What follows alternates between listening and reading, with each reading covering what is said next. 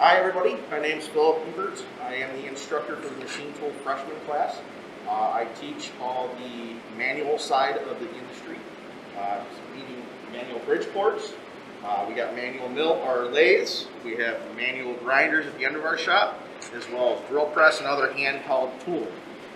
I've been with Alfred State for roughly 3.5 years. So from the incentive of the Northland Workforce Training Course, when they first opened the door, so I've been here from the beginning. So machining is basically a process of taking mechanically inclined tools, so something that's been powered, and turning it into a working component. So you're taking basic materials, you're using a mechanically inclined machine, and it's creating a finished product. It's kind of a long story. First of all, my father was a machinist for over 40 years, so it kind of was in the bloodline. But then I also was working as a forklift operator myself, and the facility I was at closed down, and I was able to go back to school and get my degree in the industry. So it actually helped out push my way into the industry and being a machinist. My favorite part is being able to take something of nothing. So if we look kind of here at the table here, I got a project here that's kind of in all the stages. We got our rough materials here. We got some finished components, and then the overall finished assembly of the components that we have going on here. So I like being able to take, say, this part right here and creating this part out. And that's what I really like doing. You know, you're taking something from nothing and making something out of it for your everyday use. A lot of it is more of a mechanical background. So we, as a school for Alfred State, we teach you everything you need to know. But the basics you're going to probably want to know is some basic mathematics, adding, subtracting, a little bit of the fractions background. But from there, everything is the mechanical aptitude. Can you put something together? Are you able to operate a machinery? Stuff along that line. So everything, but we teach you from the basics, right from nothing, and create a machinist out of it. Well, we got all kinds.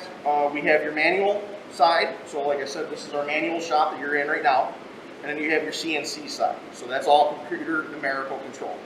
So the first 2 semesters you would be here, you're with myself, teaching all the manual sides of all the older ways of doing everything before the computer side. And then your second 2 years of the degree, you're in our CNC lab, and you learn all the computer operations. So then you're basically putting one of these Bridgeport mills, you're adding a computer to it, you punch in a program to it, and it automatically cuts everything you want it to do. We have here our Bridgeport mill. So the difference really is the fact that your work piece that you have is actually mounted to the table via vise or a rotary table like that's on that machine, and your tool is actually what's rotating and cutting the material.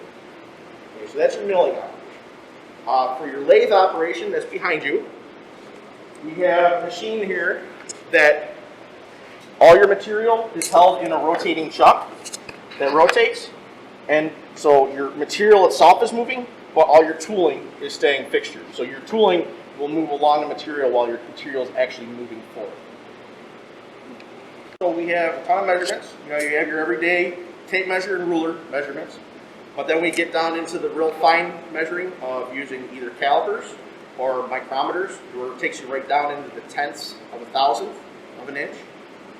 So you get really down to the micron. I mean, you can measure the hair on a piece of your head if you wanted to, right down into something from nothing, basically. Everyday items.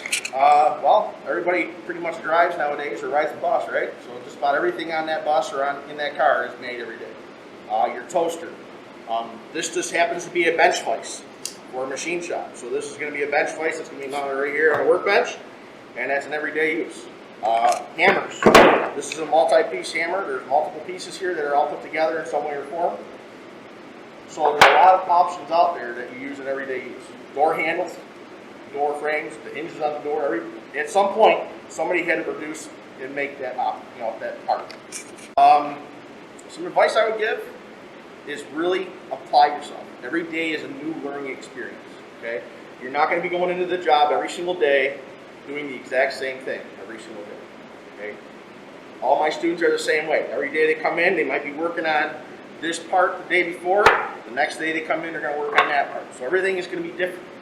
So it's not always the same job every single day. You can get into the production field where you do just hit a button and go every day, and you just keep producing the same parts over and over again. But it's not the same. That's one of the experiences to explain, only because every day is a little bit different in that industry. You could be having a day where you're working with steel, another day you're working with aluminum, another day you're working with stainless steel. Every material that you use is going to machine different. If you're a manual machinist, as what I am trained in the CNC operations, but I prefer to say where I'm getting my hands really good and dirty, the manual side. You can get into basically a process operator, which is basically just a person that sits at the machine, if it's a CNC machine, that is just hitting the go button and the stop button every day for production wise. You have your setup person that just goes up to these machines and just sets all the tooling, sets the parameters, sets the program. So you kind of keep going. And once you learn a lot of the programming sides and the operation side, you can even go further into the engineering side where you're actually creating the programs and creating the blueprints for the customer that you're working with. So it can keep just traveling all the way down. Don't be afraid of something if you don't understand it. Okay?